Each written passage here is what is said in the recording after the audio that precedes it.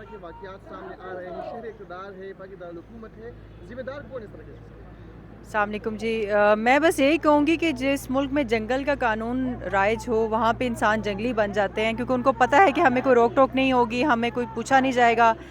جہاں پہ اتنے بڑے بڑے کیسز بغیر ٹینشن کے چند پیسوں کے ذریعے معاف ہو رہے ہیں, تو کیا یہ اس طرح کے جنگلی جانور جو پھر رہے ہیں اس ملک میں, ان کو بھی پتہ ہے کہ ہم کچھ بھی کریں گے پیسے دے کے چھوٹ جائیں گے.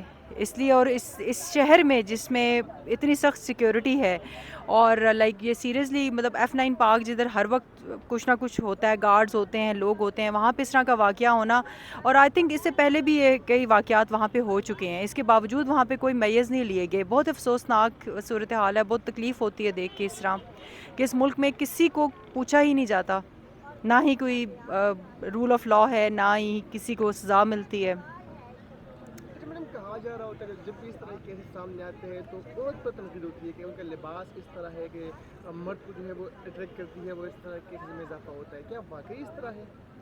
یہ تو نہایت ہی کوئی گھٹیا قسم کا آرگومنٹ ہے. اگر ایسی بات ہو تو یورپ میں تو پھر سارا دن یہی کام ہوتے رہے, کیونکہ وہاں کی عورتیں جس طرح سے پھرتی ہیں اس میں تو اس کے مقابلے میں پاکستانی خواتین تو کافی بہتر لباس پہن کے پھر رہی ہوتی ہیں. تو انسان, پڑھے لکھے انسان میں اور باشعور اور جنگلی جانور میں یہی فرق ہوتا ہے کہ اس میں شعور ہوتا ہے, اس میں کنٹرول ہوتا ہے. تو جب آپ میں شعور ختم ہو جائے, آپ میں کنٹرول ختم ہو جائے, تو پھر میں وہی بات کر رہی ہوں کہ جنگلی جانور بن جاتے ہیں. جانور میں اور انسان میں کیا فرق ہے؟ عقل سمجھ کا ہی فرق ہے نا. اگر آپ یہ کریں کہ اس طرح مطلب اس کا مطلب ہے عورتیں گھر سے باہر نکلنا چھوڑ دیں, کام کرنا چھوڑ دیں. اب یہ جو F9 پارک میں واقعہ ہوا ہے, اس ٹائم لڑکی نے کیا پہن رکھا ہوگا؟ وہ تو باقاعدہ اس مطلب ایک کزن کے ساتھ وہ جا رہی ہے وہ بچی, ٹھیک ہے, کیا وہ گھومنا مطلب عورتیں نکلنا ہی چھوڑ دیں گھر سے باہر؟ پھر بھی ہوں گے, یہ آپ میرے سے لکھوا لیں, یہ واقعات پھر بھی ہوں گے, گھروں کے اندر جا کے بھی ہوں گے. جس نے اس طرح کی حرکتیں کرنی ہیں اس کے لیے بہت طریقے ہیں, اس کو بہت موقع ہیں, اس کو بہت ریزنز ہیں اس کے پاس. اچھا میڈم, یہ بھی کہا جا رہا ہے کہ جو اسلام آباد کے جو سیکیورٹی ادارے ہیں وہ اس وقت سیاسی پکڑ دکڑ میں مصروف ہیں. دوسری طرف یہ جو وارداتیں ہو رہی ہیں, یہ ریپ ہو رہے ہیں, یہ اس کی یہ وجہ بھی تو نہیں ہے کہ صرف سیکیورٹی جو ہے وہ ڈائیورٹ ہوئی ہے؟ دیکھیے اس ملک کا تو اس ٹائم پہ تو کچھ ہو ہی نہیں رہا نا سوائے سیاسی انتقام کے. کوئی بھی ڈپارٹمنٹ, کوئی بھی ادارہ, کوئی بھی شعبہ دیکھ لیں, کہیں بھی کچھ کام نہیں ہو رہا سوائے ایک ایک سیاسی پارٹی کو ایک قسم کا نشانہ بنایا جا رہا ہے, اور کچھ لوگوں کو اور بہت ساری سیاسی پارٹیوں کو نوازا جا رہا ہے. اس ملک میں اور تو کچھ ہو ہی نہیں رہا, کوئی ترقی پہ کام نہیں, کوئی عوام کی بہتری کے لیے کام نہیں ہو رہا, صرف اور صرف عوام کو اذیت دی جا رہی ہے جس حد تک دی جا سکتی ہے.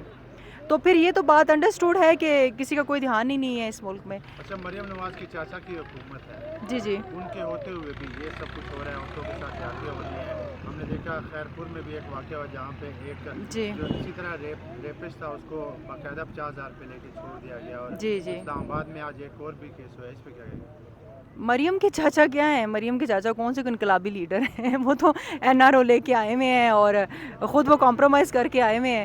تو ان سے کیا توقع رکھتے ہیں؟ ہم نے تو کوئی توقع نہیں ہے ان سے. اگر ان سے کوئی توقع ہوتی تو اتنا پروٹیسٹ ہوتا ہے اس ملک میں, اتنی زیادہ عوام نکلتی بار بار اور بار بار یہی احتجاج کرتی کہ ہمیں فریش الیکشنز دیں, کیونکہ جس طرح سے وہ ہم پہ مسلط کیے گئے ہیں, ہم ان سے تو امید رکھنا بیوقوفی ہے. آپ کو ہی ہوگی, ہمیں تو کوئی امید نہیں ہے ان سے.